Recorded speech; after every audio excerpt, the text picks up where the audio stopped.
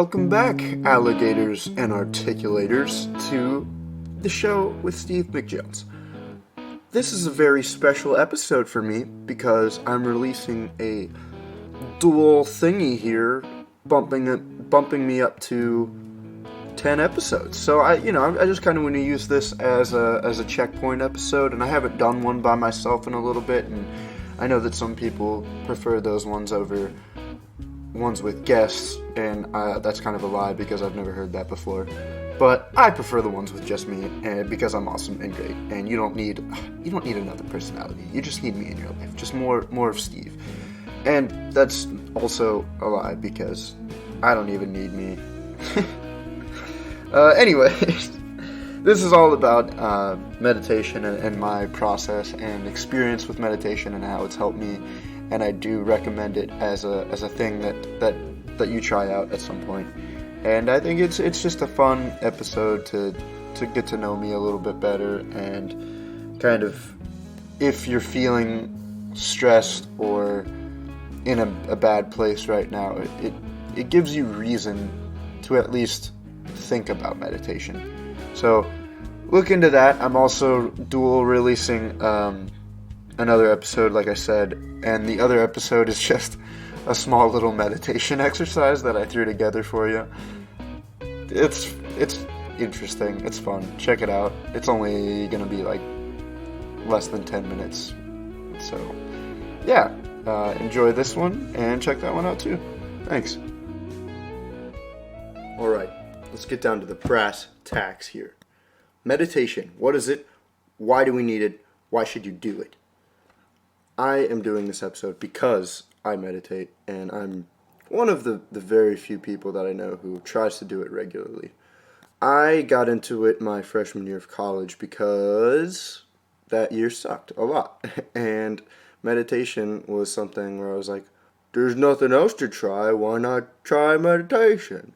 And so I did. I tried it out, and it absolutely did not work. It was awful. You just sit there. I mean, I tried to read up on how to do it online, and you just sit there and you're like,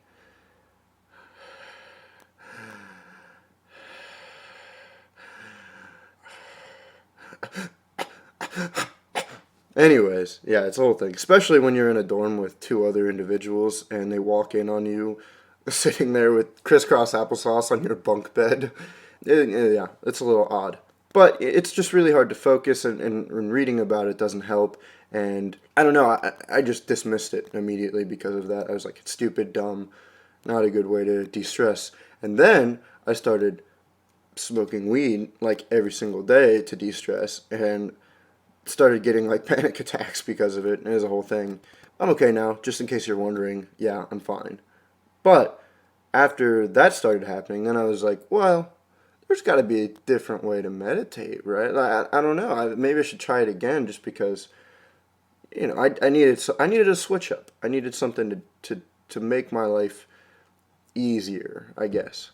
And I came back to it, and what I found was there were apps with there's this Headspace app where you take 10 minutes a day, and it's actually pretty cool. It gets you kind of in the rhythm of it, and kind of, it gives you a feel for it, but still, I did the app, and I did it probably maybe 3 or 4 days in a row, and then kind of just farted out on me. But I did like the guy's very soft British voice, and this leads me to how I actually started meditating, which was through this guy named Michael Seeley on YouTube, who has a very, very in-depth channel he's probably got at least 50 videos. I don't know. He's been doing it for a while. So what I did was I just looked up guided meditation on YouTube, and his was one of the first ones that popped up. And I was like, all right, I'll try this out. And I also did it while I was high because, like I said, I got high every day, which, again, is a bad habit. You shouldn't do that. I can come back to that. But I got high and I laid down to do this thing. And this experience that I had through this first real meditation, even though it was guided, it was very mind-opening. I literally felt in my mind a whole journey that I went through. He talked me through it.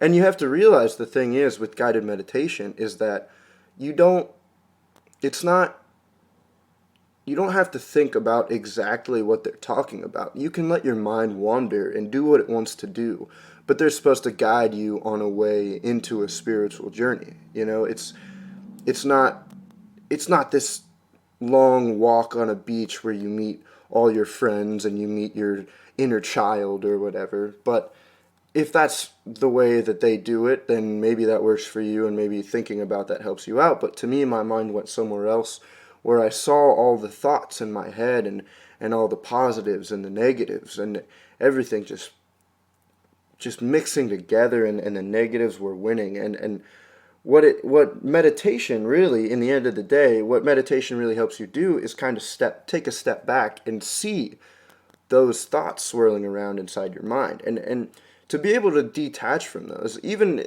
that's just the first part of the whole process. Detaching is a very important step because not a lot of people can do that, but that's not the whole thing. So I was able to detach and see the swirling, and what I realized is within the swirling there are good memories that stand out, that can stand out. And those ones you kind of have to cling to, even if it's just the smallest amount if it's the sprinkles on top of the chocolate and the vanilla. I don't know. That metaphor was lost. But it's very, you have to grab onto those little things. There's this guy from Lebanon, my hometown, named Brendan Pinkerton, shouts out BP. He was somebody my freshman year who I didn't see a lot because his first semester he wasn't my first semester he wasn't here, and the second semester he's a busy guy, has a lot of friends, does improv, whatnot. But the way that he said one word, he does this thing where he goes right, and it's just so like matter of factly dumb but smart. I don't know. He's doing it to be funny, not to be like a sarcastic asshole. And I don't know, when I hung out with him and he did that, it just made me smile every single time. So through this meditation process, that is the first one that I did. That was one memory that kept coming back to me for some reason. It's kind of weird because it's just this guy that I really didn't start hanging out with until my senior year of high school, freshman year of college type thing. But again, it was just one small thing that made me kind of chuckle and smile, and I saw it within all these positives and negatives. And there were plenty more. Like I have some with my family and my best friends that would come out. But what I realized is you have this whole database of happy memories that'll make you laugh or make you smile or put you in a positive place. And you also have a database of every other single memory ever, whether it's negative or neutral. They can all be accessed if you really try, especially if you realize, again, if you're able to detach and realize that you have those accessible at any moment when you need them. So, to get into the trippier part of the first experiences, I realized that like all of those happier memories kind of detached from the swirl within my mind, and they started, they slowly became part of a database around my heart as opposed to my mind. Whereas my mind, I can go for memories about school, work, other things that people think about, I don't know, social media, and just regular knowledge, or bad memories, because, you do learn things from bad memories and bad experiences. However, it is crucial to have that database of positive memories to come back to when you've been in the bad swirl for too long or the neutral swirl for too long. And the neutral swirl is nothing to be taken for granted because that swirl is, I think, a place where most of us are on the reg, where that's the mind space when you're not in a high and you're not in a low, you're just in a neutral. And it feels very routine and you get in kind of a rut. That's just the headspace that you're in.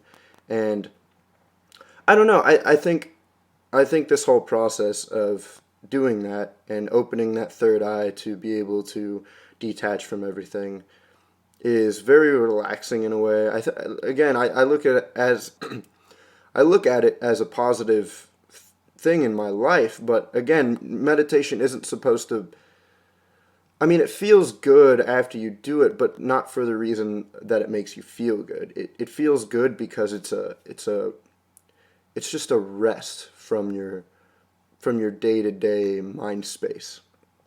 And that's something that I'd not really ever experienced before, and I think that's why it was so profound to me, and why I want, I do recommend it to people. I'm not one of those guys that's like, hey, have you tried meditation? I'm going to send you this video, and blah, blah, blah. But, I'll bring it up and like, yeah, I meditated the other day, or, I mean, I don't even do that a lot, because that's even kind of dickish, but if it comes up in conversation naturally, I mean, the other day, last week, actually, this girl at work was talking about how she got dumped and how had to work, and she had to push through everything. It was very hard, and I was in the room, and she was like, "How do you like? Have you guys had any lovers or emotional things happening recently?" And I said, "Nope, not one."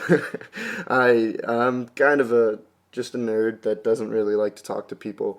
I do talk to people. I'm not a nerd. I just have other things to focus on. I mean, and even that sounds kind of dickish. Look, listen, I don't want to get into all that. That's not what this is about, okay? This isn't about me. This is about... Anyways, I'm having too good of a time doing this, by the way. If you guys are listening to my podcast, just know that I do it mostly for me. And if you enjoy it, good for you. But anyways, so I told her, I was like, well, I mean, to kind of deal with the stress, it's not even stress, to deal with not having an emotional partner or an even physical partner all the time it is kind of a mental depressant. And what I do, I told her, I was like, I meditate. And they kind of laughed it off or whatever, and I was like, okay, so they're not into it. Like I said, I'm not going to push it on anybody. But the next time I worked with her, not, a week later, I come back and she's like, hey, she like brought it up. She's like, hey, I meditated the other day. And I was like, oh, really? And she was like, yeah, I thought about what you said. And that night I was feeling really down. So I went on a run, and then I came back and I was just exhausted. So I laid down, and in my mind, I just went to the nicest memory that I had, or it was like a beach, or up on a mountain somewhere or something. And I was like, good for you. Again, I don't think she really. It was kind of the experience that I had with meditation before I actually broke through, where it was like I could tell, it felt good and it was relaxing for her. And I think it opened some doors, but I don't think she fully crossed the barrier of detachment and full state of meditation. And that's one of the reasons why I wanted to do this, is because I know there are different levels to it, and there's probably levels to meditation that I haven't reached yet. But I think it is important to detach from that and get out of the day-to-day routine, especially if your day-to-day routine includes smoking weed every day, or drinking every day, or taking caffeine every day. This is what I said I was going to get back to earlier, if you recall. I have recently kind of realized that, it happens every year, and I mean, you realize it when it happens, but I don't typically do anything about it. But it's just the daily routine becomes it becomes a rut, and it just is boring, and you need to switch things up. And if something that I tried switching it up by reading a different book, watching different TV shows, kind of walking a different route to school or whatever, even the most minute things, trying to act a little different here or there, taking a shower at night. And those are all things that I think can help if you do switch those up a little bit. But a big part of college life is drinking and smoking and doing other things that you probably shouldn't be doing. And I think that's what becoming an adult is, realizing that those things aren't good for you and detaching from them. But also, I think while we're in college, you can still enjoy those things, but take my buddy and I have this, we talk about moderation and everything, Monday, go sober. Tuesday, smoke. Wednesday, it's pitcher's night, so obviously you have to go out. Thursday, heroin, of course, it just goes hand in hand. And then Friday, go sober again. It's just You give some, you take some, and that's what I was living my life by. I was, and especially Fridays and Saturdays, I would have free access to coffee at work. So I would just be like, "Oh, free coffee!" At first, that's a little buzz that I don't usually get. So let's do that and throw that in the mix. And it just became very, very, while still mixing it up and giving it moderation. It did become very routine. And I think at this point in my life, I need to take a step back, and I'm doing a little bit of a sober binge here for a little bit, just because I don't know, because if smoking and drinking become so routine, and I know I use that word a lot, but it does become boring, and it becomes almost like you're taking a pill, or you're just doing it. You look at it sometimes almost as homework. It's like, well, I gotta get high and watch that movie tonight. I gotta do this or this, and it really sucks, is because it's a very social thing. At least for me, I don't typically. I started smoking because it was with other people, and then it became a thing that I did by myself. And I really want to knock that habit. I really do, because it's not. You need to have. Well, that's again what kind of made me come to the realization, is that I was just tired all the time, and it just felt like I was constantly going and going, and that's because even the nights where Sunday or Monday night, when I didn't have anything to do, I would chill out and I'd smoke and watch a movie, and that felt like relaxing to me, and it felt good while I was in it. But then the next day, it would still feel kind of foggy in the head, and you'd feel that that not like the but it's like a cloud over your day-to-day life, and it's like, oh shit, it just becomes like everything is dragging. And so yeah, I just decided to do a little sober binge, and where I think it actually has been helping a lot, because the days where I don't do anything and stay in, and I'm completely sober. I went to bed at like 10:30 last night, which is crazy for me. I mean, it's not crazy, but for a college kid, and I don't know. It just felt really good. And I mean, I always have early classes, so to be able to wake up with a full night of sleep, not a even, I would go to bed at 10:30 sometimes, but after that was after drinking a couple beers during the day, or not just a couple, obviously not just a couple, but it's just a way more fulfilling night of sleep. And I always forgot that. I didn't forget. I value sleep very, very highly in my mind, but a sober night's sleep, a couple of sober nights sleep, can be more fulfilling and relaxing and stabilizing than anything that I've felt in a while. So I do recommend that. Meditation, I did want to mention, I have to give a little bit of credit to my favorite band, Weezer, because Rivers Cuomo, the lead singer, I looked very, very heavily into them, especially my freshman year, when I had all that downtime and I was negative and in a bad space, or whatever, because I knew I liked Weezer. And fuck you, they're an alright band. Okay, they helped me when I was a sophomore and peaking in hormones, so deal with it. In high school, a sophomore in college, peaking with hormones.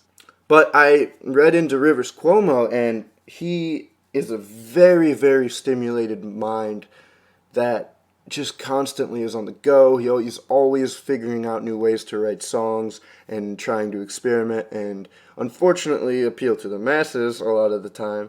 But still, he's always on go, and has tours, and has a family and 2 kids. And he said that after Make Believe, which Beverly Hills and Perfect Situation was on, I think it was either that year or the year after, where something happened and he had to start meditating. And what he did was, since he's a very odd individual who is stimulated all the time, he chose to use meditation. He viewed it as something like a stimulation, like I find writing for me is kind of a stimulation. It's, or reading a good book. It's like it gets your mind going, or doing a good I don't know, even just something productive in a way. I guess that's what stimulation means to me. So we looked at meditation as something that he's like, okay, I got to get really, really into this and use it to my advantage. And I think what he found out is, so what he did was he went on like, he took a class, and from that day on he did 2 hours of meditation every single day, and he hasn't gone a day since like 2005 without doing 2 hours of meditation. So we did take it and do the crazy thing with it. Obviously, you don't have to do 2 hours of meditation every single day, but I think that is a good example of what meditation really does. Is if you're stimulated all the time and you're feeling that tiredness, it gives you a moment to detach from real life and that routine and kind of just look at it at a different third person perspective. So taking that with me, it really helps me just pump the brakes, and chill out and be a normal human being instead of this guy that's always in my head, or this stimulated individual that's making people laugh, or making people feel uncomfortable. It just makes me brings me back to the human being world. So after a while, after I did the guided meditation for the whole first semester of the last semester of my freshman year, and into summer. But after a while, I went through all of Michael Seeley's videos. Again, he has 50 plus, and I watched them so many times they became kind of routine again, and a little bit they didn't work as well. They weren't as effective with me, and I stopped meditating for a while. Another thing, real quick, is while I was doing that, he has a very, very, very good video on confidence and posture. It's a meditation video on confidence and posture. And if you knew me between the time that I was a freshman, beginning out as a freshman in college, and my sophomore year, I did this video that he had, and the more you do it, you can come back to it as much as you want. I took a whole vacation and listened to it every day, and I came back to work after vacation, and everyone was like, wow, you look taller. Like, did you get taller over vacation? And I don't know. If posture is a problem for you, I definitely recommend checking that video out. Anyways, so all these videos got kind of boring and annoying and the same old thing, and I stopped doing it for a while. Sophomore year, I didn't have to meditate as much, luckily, because I had my brother moved into Athens, so I was able to see him a lot, and that's a little bit of home. I think knowing somebody that deeply and being able to have real conversation is another thing that grounds me and helps me deal with certain situations and bad mindsets that I'm in. So having him here was a blessing and was amazing. However, that summer I went back and I was getting back into it just started getting boring and less stimulating, and wasn't feeling good again.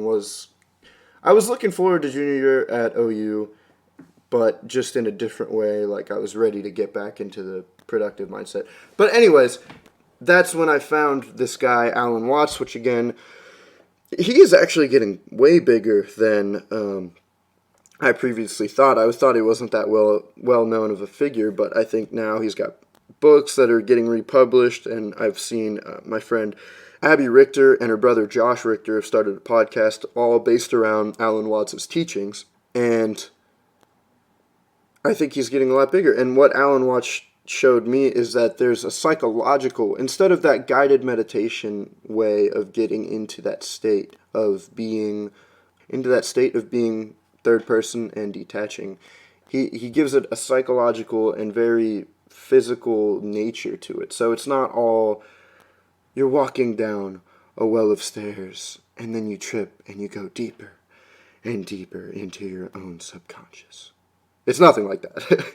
What Alan Watts does is he takes the realistic concept that we can grasp as human beings in our mind of taking noises and taking breathing and putting us into a meditative state of just being and realizing that we are all just part of this one happening and one thing that's going on. We aren't creating the world and the world isn't creating us. It's all just happening. Anyways, it's all very hippy-dippy bullshit, but also it does help a lot. And so it really got me back into the meditative state. It took me into just hearing this guy talk.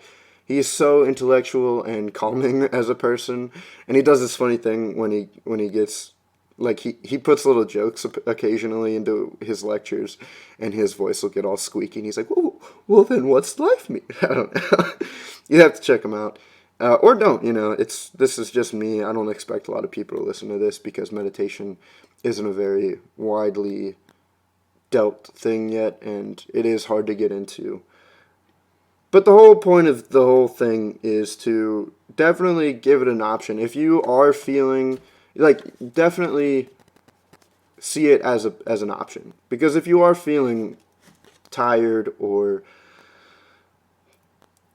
overstressed, overworked, you're overthinking everything, you just need a break, I would definitely recommend either. There are multiple methods of meditation, and I'm sure at some point Alan Watts is going to be worn out on me, and I'll have to find another one that works, or just go back to Michael Seeley.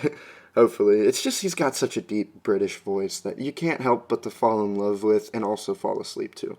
So, yeah, so I mean, check it out, listen to it, try it out. I just wanted to share this message because it was such a helpful thing in my life, and I think it could help anybody who sees it as a potential option. It could help them out as well. Yeah, so thanks for listening.